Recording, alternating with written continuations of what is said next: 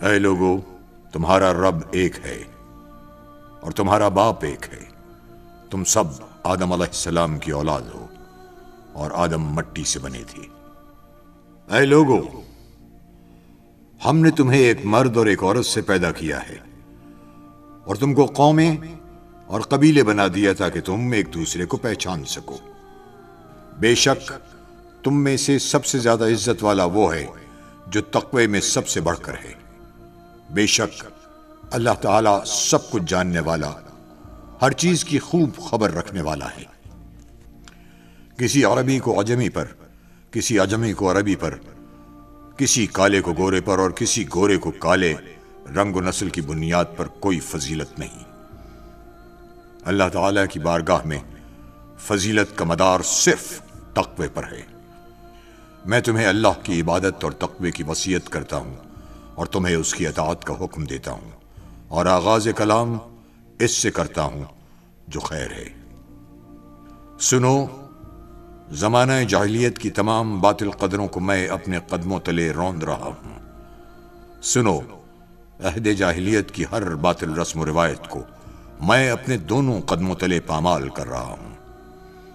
سنو، عہد جاہلیت کے نسل در نسل خونی انتقام کے سلسلے اور باطل طریقوں سے حاصل کیے ہوئے مال اور افتخار کے جاہلی معیارات کو قیامت تک کے لیے ختم کر رہا ہوں۔ بے شک عہد جاہلیت کے تمام عہدے اور منصب ختم کیے جا رہے ہیں، صرف بیت اللہ کی خدمت و نگرانی اور حاجیوں کو پانی پلانے کا منصب باقی رہے گا۔ قتل عمد کے لیے قصاص ہے، اور قتل شبہ عمد یعنی لاٹھی یا پتھر کی ضرب سے کسی کی موت واقع ہو جائے تو اس کی دیت 100 اونٹ ہے۔ جو اس سے زیادہ کا مطالبہ کرے تو یہ عہد جاہلیت کے اثرات کا نتیجہ ہے۔ آج میں تمام سودی مطالبات ختم کیے جا رہا ہوں، لیکن اصل زر کی ادائیگی لازم ہوگی تاکہ نہ مقروض پر ظلم ہو اور نہ قرض خواہ کا حق مارا جائے۔ اللہ تعالیٰ نے حتمی اور قطعی حکم صادر فرما دیا ہے کہ سودی نظام نہیں چلے گا۔ زمانہ جاہلیت کے سارے سودی واجبات ختم کر دیے گئے ہیں، اور سب سے پہلے میں اپنے چچا عباس بن عبد المطلب کے سارے سودی واجبات کو ختم کرتا ہوں۔ زمانہ جاہلیت کے نسل در نسل جاری رہنے والے خونی انتقام کا دستور ختم کر دیا گیا ہے، اور سب سے پہلے میں اپنے خاندان کے ایک فرد ایاس بن ربیعہ بن حارث بن عبد المطلب کے خون کو معاف کرتا ہوں۔ وہ ایام رضاعت میں بنو لیس میں تھے کہ قبیلہ حزیل کے لوگوں نے انہیں قتل کر دیا۔ یہ پہلا خون ہے جس سے میں زمانہ جاہلیت کے دستور کو ختم کرنے کی ابتدا کر رہا ہوں۔ اے لوگو، قمری مہینوں کی ترتیب میں تقدیم و تاخیر یہ زمانہ کفر کی زیادتی ہے۔ اس کے ذریعے کافروں کو گمراہ کیا جاتا ہے کہ وہ اپنی نفسانی خواہش کے تحت ایک سال محرم کے مہینے میں جنگ کو حلال کر دیتے ہیں اور دوسرے سال اسے حرام کر دیتے ہیں، تاکہ اللہ تعالیٰ نے حرمت والے مہینوں کی جو تعداد مقرر کی ہے وہ پوری ہو جائے۔ اسی کا نتیجہ ہے کہ وہ اللہ تعالیٰ کے حرمت والے مہینے کو حلال کر دیتے ہیں اور حلال مہینوں کو حرام کر دیتے ہیں۔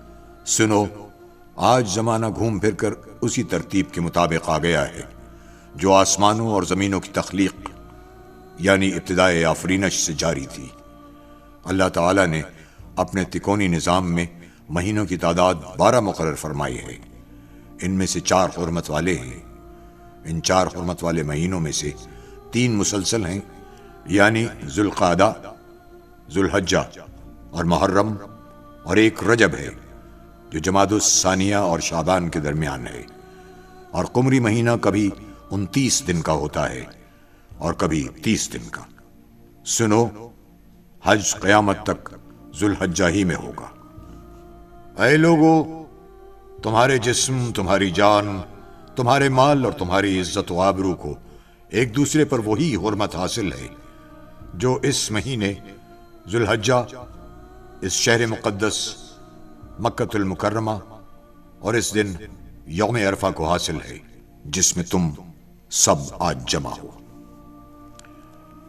میری بات غور سے سنو، تم عزت والی زندگی پاؤ گے، مگر شرط یہ ہے کہ نہ دوسرے پر ظلم کرو اور نہ تم پر ظلم کیا جائے، اور نہ اپنے آپ پر ظلم کرو۔ اے لوگو، بے شک ایک مسلمان دوسرے مسلمان کا بھائی ہے، سب مسلمان آپس میں بھائی بھائی ہیں۔ ایک مومن کا سب کچھ دوسرے پر ایسا ہی حرام ہے جیسے آج کے دن کی حرمت۔ اس کا گوشت دوسرے پر حرام ہے، وہ غیبت کر کے اس کا گوشت نہ کھائے۔ ایک مسلمان کی آبرو دوسرے پر حرام ہے، کوئی کسی کا عیب ظاہر نہ کرے۔ ایک مسلمان کا چہرہ دوسرے پر حرام ہے، کوئی کسی کو تھپڑ نہ مارے، کوئی کسی کو ایذا نہ پہنچائے، کوئی کسی کو ایذا پہنچانے کے لیے دھکا نہ دے۔ ہر مسلمان کے لیے دوسرے مسلمان بھائی کا خون حلال نہیں، کسی بھی مسلمان کے لیے دوسرے کا مال حلال نہیں ہے سوائے اس کے کہ وہ خوش دلی سے کوئی چیز اسے دے۔ میں تمہیں بتاتا ہوں کہ حقیقی مسلمان کون ہے۔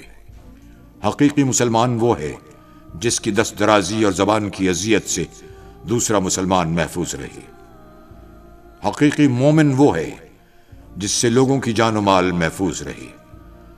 حقیقی مہاجر وہ ہے جو گناہوں اور اللہ تعالیٰ کی نافرمانی کو ترک کر دے۔ حقیقی مجاہد وہ ہے جو اللہ تعالیٰ کی اطاعت میں اپنے نفس کی باطل خواہشات کے خلاف جہاد کرے۔ سنو، تم میں سے جس کے پاس کسی کی امانت ہے وہ اس کے حقدار کو لوٹا دے۔ قرض کا ادا کرنا لازم ہے، عاریتاً لی ہوئی چیز مالک کو واپس لوٹا دی جائے۔ جو کسی کا ضامن بنے اس پر لازم ہے کہ اپنی ذمہ داری پوری کرے۔ جرم کی سزا اسی کو ملے گی جس نے جرم کا ارتکاب کیا ہے۔ بیٹے کے جرم میں باپ اور باپ کے جرم میں بیٹا نہیں پکڑا جائے گا۔ عورتوں کے معاملے میں ہمیشہ اللہ سے ڈرتے رہو، کیونکہ تم نے اللہ کی امانت کے طور پر حاصل کیا ہے، اور ان سے ازدواجی تعلق اللہ تعالیٰ کے قانون کے تحت تمہارے لیے حلال ہوا ہے۔ سنو، تمہارے لیے عورتوں کے بارے میں حسن سلوک کی وصیت ہے، کیونکہ وہ تمہاری پابند ہیں اور ان پر تمہارے اختیار کا دائرہ محدود ہے۔ اے لوگو، عورتوں کے تم پر اور تمہارے عورتوں پر کچھ حقوق ہیں۔ تمہارا عورتوں پر حق یہ ہے کہ وہ کھلی بے حیائی نہ کریں، وہ تمہاری خوابگاہ کو کسی غیر سے پامال نہ کرائیں، تمہاری اجازت کے بغیر کسی ناپسندیدہ شخص کو تمہارے گھر میں داخل نہ کریں۔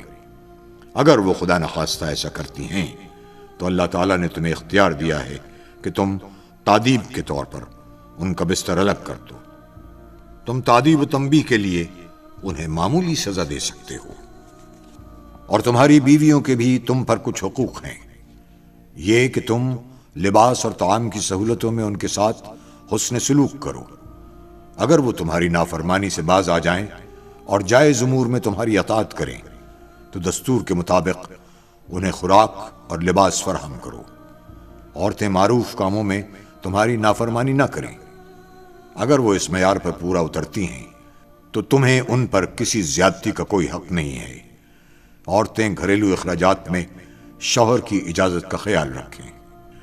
بچے کا نسب اسی کی طرف منسوب ہوگا عورت جس کے نکاح میں ہے۔ زانی کے لیے محرومی ہے اور اس کا حساب اللہ کے سپرد ہے۔ کسی عورت کے لیے جائز نہیں کہ وہ اپنے شوہر کی اجازت کے بغیر اپنا مال کسی اور کو دے۔ سنو، جس نے اپنے نسب کی نسبت اپنے حقیقی باپ کے سوا کسی اور کی طرف کی تو اس پر اللہ تعالیٰ، اس کے فرشتوں اور سب لوگوں کی لعنت ہے۔ اس کی نہ کوئی فرض عبادت قبول ہوگی اور نہ ہی نفل۔ اپنے خادموں اور ماتحتوں کا اچھی طرح خیال رکھو۔ انہیں وہی کھلاؤ جو خود کھاتے ہو، وہی پہناؤ جو خود پہنتے ہو۔ اگر وہ کوئی ایسا گناہ کریں جو تمہارے نزدیک ناقابل معافی ہے تو انہیں انتہائی سخت سزا دینے کے بجائے ان سے جان چھڑانے کا دوسرا طریقہ اختیار کرو۔ میں ایک بار پھر تاکید کے ساتھ تمہیں حکم دیتا ہوں کہ اپنے خادموں اور ماتحتوں کے ساتھ حسن سلوک کرو۔ انہیں وہی کھلاؤ جو خود کھاتے ہو اور وہی پہناؤ جو خود پہنتے ہو۔ اے لوگو، مجھے حکم دیا گیا ہے کہ میں لوگوں سے لڑوں یہاں تک کہ وہ کلمہ لا الہ الا اللہ کہنے پر آمادہ ہو جائیں۔ جب وہ توحید اور رسالت کا اقرار کر لیں تو ان کی جان و مال محفوظ ہے۔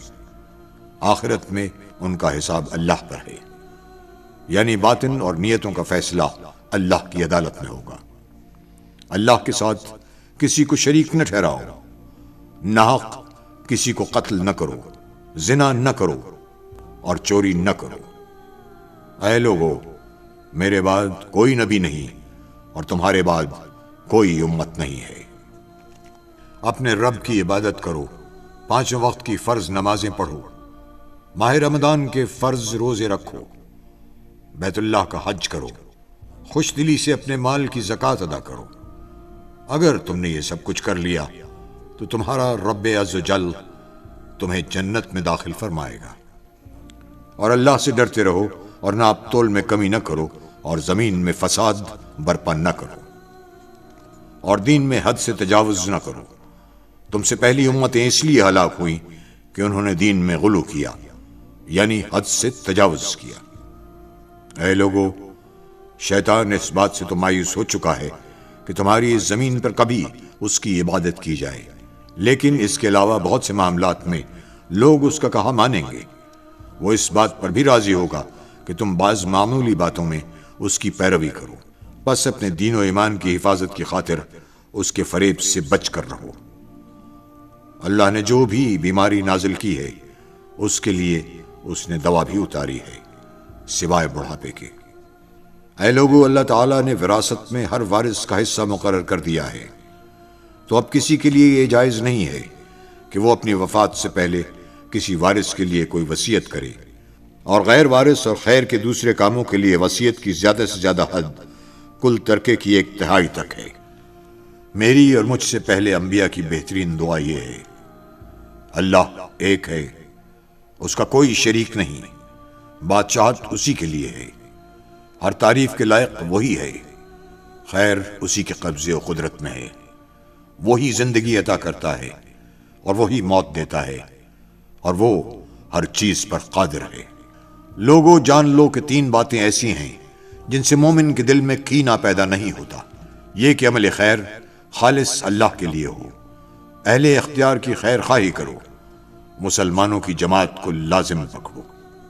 اے لوگو، صاحب اختیار کی بات کو سنو اور اطاعت کرو، خواہ تم پر ایک نکٹا حبشی غلام امیر بنا دیا جائے، جب تک کہ وہ کتاب اللہ کے مطابق حکم دے، یعنی حاکم کی اطاعت اس امر کے ساتھ مشروط ہے کہ اس کا حکم کتاب و سنت کے مطابق ہو۔ اے لوگو، میری بات کو سمجھو، کیونکہ میں نے دین کا پیغام تم تک پہنچا دیا ہے۔ میں نے تمہارے درمیان ایسی چیزیں چھوڑ دی ہیں کہ جب تک تم انہیں مضبوطی سے تھامے رہو گے کبھی گمراہ نہ ہوگے۔ وہ یہ ہے اللہ تعالیٰ کی کتاب اور اس کے نبی کی سنت۔ سنو، ہر نبی کی دعوت گزر چکی، مگر میری دعوت یعنی شریعت مصطفی قیامت تک جاری رہے گی۔ اے لوگو، میری بات غور سے سنو اور سمجھو، شاید اس سال کے بعد اس مقام پر میری تم سے ملاقات نہ ہو سکے۔ اے لوگو، خاموش رہو، شاید تم مجھے اس سال کے بعد یہاں نہ دیکھ سکو۔ میری بات غور سے سنو، میں تمہارے سامنے وضاحت سے بیان کر رہا ہوں، شاید اس سال کے بعد میری تم سے ملاقات نہ ہو سکے۔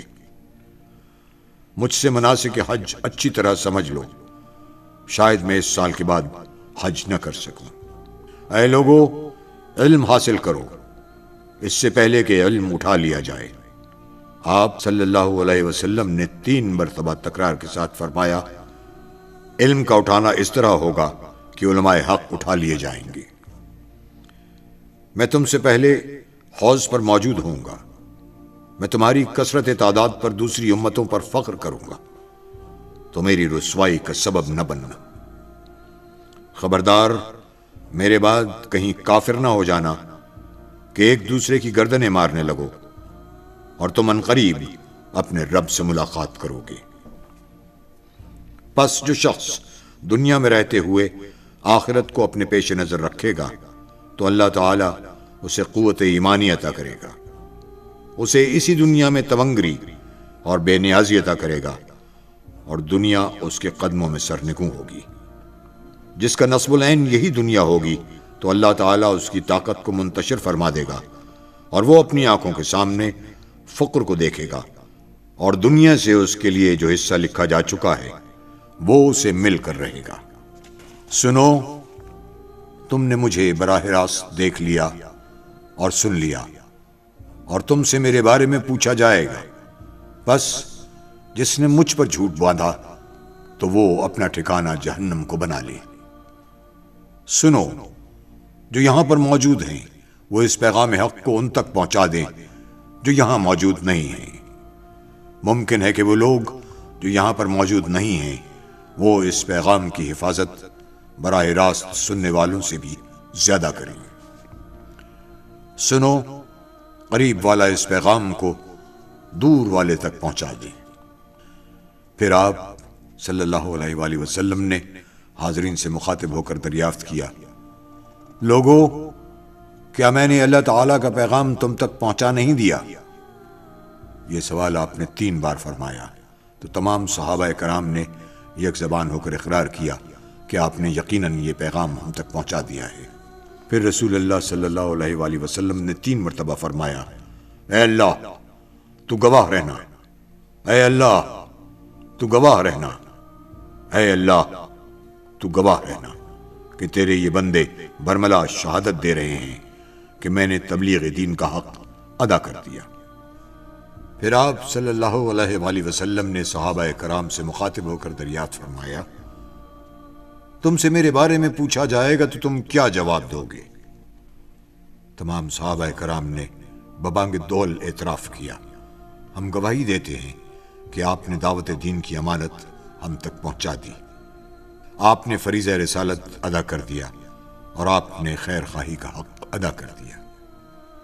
آخر میں پھر رسول اللہ صلی اللہ علیہ وآلہ وسلم نے 3 مرتبہ اپنی شہادت کی انگلی آسمان کی طرف بلند کی اور نیچے لائے اور فرمایا، اے اللہ تو گواہ رہنا، اے اللہ تو گواہ رہنا، اے اللہ تو گواہ رہنا۔